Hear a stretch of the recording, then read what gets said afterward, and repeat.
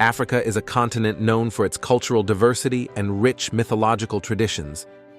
Indigenous peoples living in different regions of the continent have created unique mythological stories and gods. Despite the introduction of Christianity by missionaries and the emergence of Islam in the African region, some peoples have adopted these religions, but they have not been able to displace the fundamental belief system of indigenous tribes, which is animism.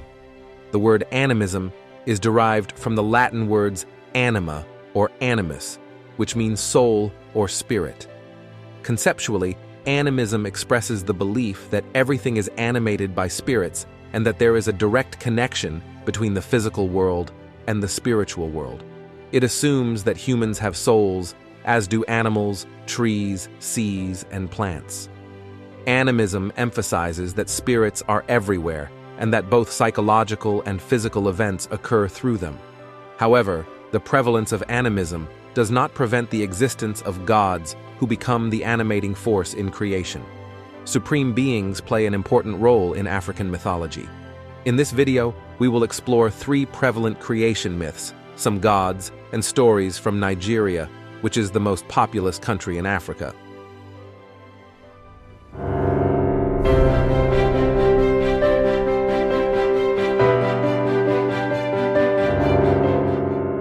Yoruba myth of creation. The Golden Chain. According to the Yoruba people, the world was created by a supreme being called Olorun or Olodunmare. Before then, life existed only in the sky. Up there, the superior being had a lot of deities worshipping at his feet. In turn, he provided them a baobab tree where they got everything they needed.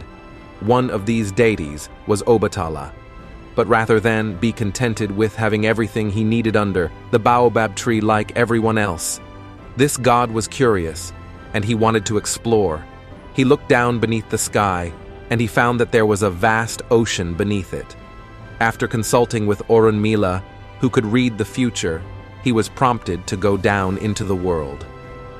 With the help of the other deities, Obatala was able to amass gold from the deities, which he then molded into a long golden chain.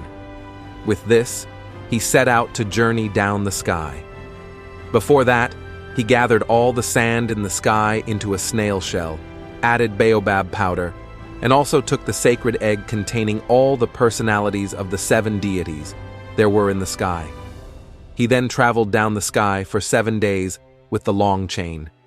Once he got down to the ocean-filled earth, on the prompting of Orunmila, he poured the sand onto the ground. It solidified the earth. Another version said the deity had come along with a hen, which started pecking on the sand he brought from the sky till it made itself into an entire vast land. Moving from this, Obatala's sacred egg cracked while his heart was beating with fear, and it released a bird called Sankofa. This Sankofa was what made all the hills and grasses and mountains and forests in the world. This beginning was called Ife, a place that divides waters. After creating Earth, Obatala went ahead to create humans by molding them out of clay. Another progenitor named Oduduwa became the first king to rule Ile-Ife. He had 7 sons, and these children of his were given kingdoms in several parts of the world, now believed to make up the entire Yoruba community. Edo myth of creation. The Edo cosmological account of the universe was fashioned after the Egyptian one.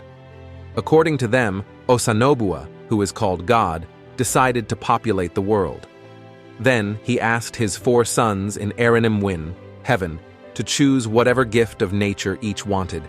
The oldest chose wealth, the next in age chose wisdom, the third chose mysticism, spiritual energy, and as the youngest was about to announce his choice, Owanwan, the toucan, cried out to him to settle for a snail shell. Upon venturing down on earth, there was only water everywhere, and the 4 sons were in a canoe, sailing, drifting, propelled by the power of Eziza, wind. In the middle of the water stood a tree on top of which lived Owanwan, the toucan. When the children got to the middle of the water, the youngest son turned his snail shell upside down, just like his father directed him to. What this led to was an explosion from the bottom of the water that forced a mass of sand to rush out of the water and fill up space around them for as far as the eyes could see. With the explosion, the four elements of creation, Amen, water, Aziza, air, Arhen, fire, and Oto, sand or land, were put in place. Due to the non-material choice he made, the youngest son of Osanobua was the only one out of the four sons who had the physical human body attribute on stepping on the land. The other sons remained deities, and so could not walk on the face of the universe. This made the youngest son the ruler of the earth. He represents innocence, and so is susceptible to the powers of the deities, his brothers. The junior brother, however, wanted his older spirit brothers to remain with him on his land. Hence, the oldest brother chose to take his spirit gift and manage living in the water. The other two brothers accepted Junior's invitation and disposed of their spirit selves and gifts on the land as soon as they stepped on it from the canoe. This youngest brother called his land Agban, earth, and himself Idu, which means he is the first human on earth. He decided to walk around and explore what now belongs to him. In talking to God, the youngest son asked for food, and then he said he wanted a human companion as he did not want to be the only one. Osanobua then told Idu to take sand with both palms from the ground and stretch his hands close together in front of him. As soon as Idu did as he was told, Osanobua called forth a female person, pointing his staff where she appeared in front of Idu. The spirit human exclaimed on beholding the beautiful female person standing in front of him. She smiled gratefully and went down on her knees to greet Osanobua, looking at Idu, who she also greeted. He held her hands in response and hugged her. Osanobua said, "She is Etegohi, a woman, and you are Etebite, a man. In marriage, you would multiply to ensure there is no shortage of hands in the management of the earth's resources." Things went well after this, and Idu and his wife, Etegohi, started giving birth to children. With time, offsprings of the extended family of Idu started to migrate into several parts of the earth, setting up communities, villages, and towns. The Igbo myth of creation. For the Igbo people, they say the heavens were in good condition, as all the gods and goddesses who they believed existed before humans lived together in one part of heaven. However, each one of them was selfish, and therefore very anarchical. This then became the cause of great worry in the heavens as jealousy and greed came upon these gods and goddesses. These deities were fighting against themselves just so they could obtain the powers of other gods. To stop this domineering attitude, a plan was then made by Chineke, the overall god. This was targeted at creating more people. Now the god, who is referred to as Igwe, and the goddess called Allah, whose domain consisted of the sky and earth, created mankind. They created 8 humans, 4 males, and 4 females, in creating mankind. In doing this, they used 4 kinds of material, sticks from the ofo tree as bones and clay and chalk for flesh. After they were formed and dried in the sun, Allah wrapped them in umune leaves from the umun tree for taking care of and nourishing the 5 senses.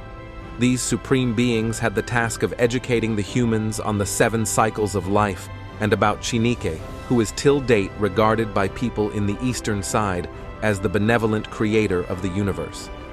A ceremony presided by Allah and Igwe was later held, which taught the 8 created humans the 7 principles guiding living on earth, as well as answered their questions.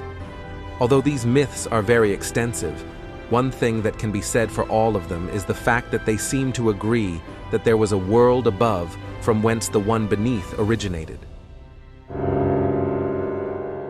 African mythology not only reflects the people's understanding of the world and universe, but also preserves the society's values, moral teachings, and historical heritage. These myths not only convey ethical and social values passed down to the people, but also reflect the cultural identity inherited from the past. African mythology is deeply intertwined with cultural expressions such as art, music, and dance, demonstrating that these stories are a living part of the culture. These myths provide a profound insight into universal questions while highlighting Africa's diverse cultural richness and creativity. Therefore, African mythology not only helps us understand the past, but also contributes to our understanding of a living culture and society today. If you have any interesting details or comments about African mythology, please share them in the comments.